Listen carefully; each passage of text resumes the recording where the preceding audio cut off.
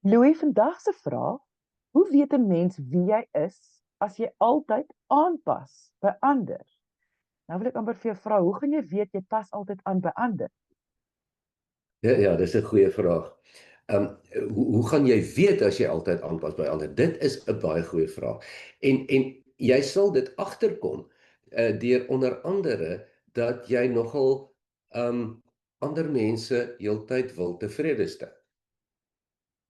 En ek praat van konsekwent heeltyd, dat jy heeltyd gaan bekommerd wees oor wat dink ander mense en wat kan ek doen om meeste mense gelukkig te maak.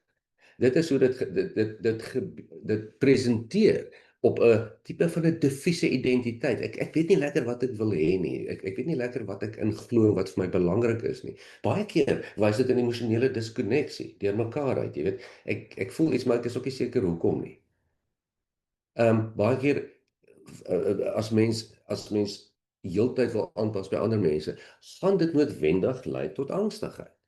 Jy gaan heeltyd op reg wees om te sê, goed, ek moet heeltyd uitwerk. Hoe wil ander mense hê ons moet dinge doen, dan kan ek emosioneel veilig voel. Dit lei tot uitbranding, laer gemoed, baie keer tot gevoelens van lewe is onregverdig, ek gee so baie maar ek kry niks terug nie. Dit maak onbalans in jou verhoudings, dit maak jou keuses en jou besluite moeilik. Dit het groot impak, baie groot impak. Maar tog voel dit vir my, iemand wat hulle self nou in so 'n situasie bevind of hulle besef, okay, hulle gee te veel vir ander mense, of Hmm, hulle pas die hele tyd by hmm. ander aan. Hulle gaan tog hulle verweer sal tog wees, maar dit is wie ek is. Dit is wat ek altyd hoor as mense, as hulle sê maar dit is wie ek is. Wel, dit is waar mens baie mooi moet kop hou. Daar is 'n baie groot verskil tussen verskillende rolle in verskillende kontekste, want dit is hoe ons deur die lewe kom, maar om jou identiteit aan te pas. So, wat baie keer gebeur met mense, is dat jou sin van jouself, jou identiteit, raak 'n sosiale identiteit. Dit raak oor afhanklik van sosiale terugvoer. Kyk, ons identiteit, wie ons is en hoe ons na onsself kyk, word geweldig grootliks bepaal deur ook terugvoer van buite af. As almal van jy klein is vir jou vertel jy is aaklig en lelik en dom, dan gaan jy sukkel om 'n goeie selfbeeld te hê. Natuurlik is dit so. Maar en jouself ontwikkel ook in interaksie met ander mense. Dis normaal, maar dit raak 'n probleem wanneer ons oorafhanklik raak van daai eksterne terugvoer. Nou raak dit nie dat jy self wegraak nie, maar dit raak dat jy het 'n gebrek aan konsekwentheid in verskillende kontekste. Om 'n voorbeeld te neem. As mens 'n foto van iemand neem om te sien hoe hulle is of hoe hulle lyk, om dit oordentlik te doen, moet jy daarom in baie verskillende foto's neem. Een as jy wakker word, een as jy werk, een as jy slaap, een as jy kwaad is, een as jy bly is, ensovoorts, ensovoorts, ensovoorts. Dan sien mens hoe jy in verskillende kontekste is. Maar op elke foto kan ons nog steeds sien dis jy. Ons herken jou elke keer. En as jy jou identiteit begin aanpas in hierdie kontekste, dan dit is nie asof jy anders presenteer nie, dan lyk jy anders. Later weet ons nie meer hoe lyk jy nie. Wie en wat is jy dan nou? En dis waar daai vals self en die ware self idee vandaan kom. Ons is wie en wat ons is, maar ons het 'n idee van hoe ons veronderstel is om te wees. En later leef ons so, probeer ons so hard om daardie een te leef, dat ons is nie meer onsself nie, ons kry dit ook nie meer geanker in onsself nie. Ek verstaan ek reg, wanneer jy ooit ervaar in jouself, ek weet regtig nie wie ek is nie. Ek weet eintlik nie waar ek moet wees nie. Ek weet eintlik nie hoe en wat nie. Wat 'n mens baie angstig maak en baie keer in jou in die bed kan laat lê vir dae lank en vra en oordink.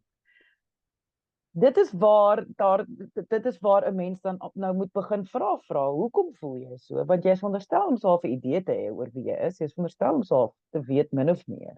Soos jy sê, die foto te herken elke keer. So Hmm, dit is so half dis 'n baie sterk teken dat iets is nie hmm, heeltemal reg nie. Is dit wat ons sê? hmm. Presies, presies. As jy weet, as jy meer daar leef en jy sal die effek daarvan voel.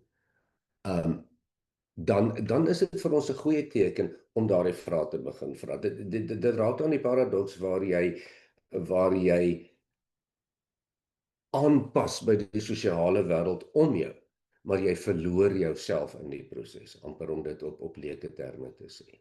Jy weet, dan wil ons terugkom na dieselfde. Dat jy, ek wil amper sê, dan moet jy daai spier weer begin oefen. Dit is wanneer jy dan moet baie mooi begin bewus raak en gaan vra en sê, okay, wat hou ek regtig van? Byvoorbeeld. Kom ek dink net bietjie. Hou ek regtig van braaivleis of hou ek meer van vis? As ek nou moet eerlik wees. En wat glo ek regtig? Wat is regtig vir my belangrik? Is dit vir my belangrik om een vriend te hê of 'n paar goeie vriende of om baie vriende te hê? Of sê ek dit maar net want ek hoor die ander mense sê so? Maar wat sê ek? Wat sê my sensoriese sintuie vir my? Wat sê dit vir my? Waar op my lyf voel ek die ongemak? En wat sien ek? En wat hoor ek? Nie wat wil ander mense hê moet ek sien en hoor nie. So ons raak bewus van dieselfde en dis waar ons daai spier wil begin oefen. Dit is so wonderlik dat jy nou hierdie voorbeelde gee, want ek dink jy dit soos altyd, en ek dink mense moet al moeg wees vir my wat hierdie woorde spreek, maar ons gooi die baba met die badwater uit. Nou sê jy moet jy bietjie dink aan jouself. Nou dink mense hulle moet nou hierdie sielkundige diep vrae vir hulle self begin vra. En dit is so lekker dat jy sê kom begin net by steak en vis. Wat sal jy verkies? Dan verkies jy om tot op 'n Saterdag 9:00 te slaap of wil jy 5:00 opstaan en die fiets gryp en lekker gaan ry in die berg? Ja. Ek het klein En jy goedjies hoef wat nie net weet dat nie voel jy's besig om jouself te identifiseer, maar jy is besig. Jy gee vir jouself hierdie net klein riglyntjies van waar pas jy in jou lewe? Ja, raak net bewus van jouself. Wat voel ek nou regtig nou? En wat wil ek regtig hê in hierdie oomblik? Wat geniet ek gewoonlik? Wat vermy ek gewoonlik? Wat hou ek eintlik nie regtig van nie? Goed, ek wil ook dan wil ek môre 10:00 opstaan, ek wil nie 8:00 opstaan nie. Ek kan nie want ek het 'n afspraak, dan staan ek 8:00 op. Maar ek raak bewus dat ek wil eintlik 10:00 opgestaan het. Dis meer wat ek van hou. Maar ek pas my aan by die omstandighede want dit maak sin, maar ek verloor nie my identiteit nie. Ek bly nog steeds iemand wat eerder 10:00 wil opstaan en as jy my 'n halwe kans gee, dan gaan ek 10:00 opstaan. Soos ook 'n simpel voorbeeld. Baie keer wil mense hulle hou van die braai, hulle hou van al die mense, dis vir hulle lekker, maar seker mense verkies om vroeër huis toe te gaan, want hulle wil nog so 'n bietjie lê en lees in die bed en hulle wil so half afskakel met dag. Dan is daar weer mense wat tot die laaste wil bly. Nommer 99 sal hulle daar sit tot die laaste mense gaan en dan ry ons nou almal huis toe. Ja. Net 'n klein bietjie identifisering. Ja, en bietjie ons toleransie opbou vir 'n negatiewe terugvoer. Ek sien dit veral baie onder jong volwasse mense. Studente, daardie lewensfase. Vir wie dit verskriklik belangrik is om te probeer uitwerk wat sal vir die ander mense gelukkig maak. Later vergeet jy regtig wat jou gelukkig maak en jy lewe hierdie angstige lewe van hoe jy dink jy veronderstel is om te wees. En wat ons sê, ons pas aan in kontekste. Ons maak nie simpel grappies in die kerk nie, maar ons kan simpel grappies maak by die braaivleisvuur. Dit beteken ons is 'n ander mens in die kerk as by die braaivleisvuur. Ons tree net anders op want ons het die omstandighede gelees. Maar jy's nog steeds wie jy is. Jy maak nie grappies wat ander mense dink is snaaks nie, jy maak jou eie grappie. Nee. En dit klink so eenvoudig, maar tog, Louis, dit is tog waar jy 'n baie belangrike rol speel. Jy is nou sielkundige. Hierdie is 'n baie moeilike ding wat mense regtig kan verlore raak, soos jy sê, verlore raak in 'n donker diep gat waar hulle net nie weet, hulle weet nie eens of hulle hou van steak of vis nie. Hulle is nie seker nie. En want dit so eendag is dit vis en eendag is dit steak, wat sê dit dan? Verstaan jy? En dan dit sê dalk ek hou van albei. Dit sê dalk ek hou van albei, maar nou is dit jy mekaar. Nou is mense nou ook krisis. En die ding is daar is waar jy 'n baie wonderlike rol kan vervul om te help van kom ons vind jou weer, soos wat die samelewing baie lief vir is die bewoording. Kom ons vind jou weer en laat jy net weer jouself kan wees. Soos jy sê, dit gaan nie altyd die samelewing gaan jou nie toelaat om altyd jouself te wees nie. Jy gaan baie keer jou voet stamp en dit gaan net nie gebeur nie. maar dat jy weet altyd waar is jou grense, jou menswees, jou goedjies. En ek dink dit is 'n wonderlike ding as jy regtig vassit, gaan sien iemand om jou te help.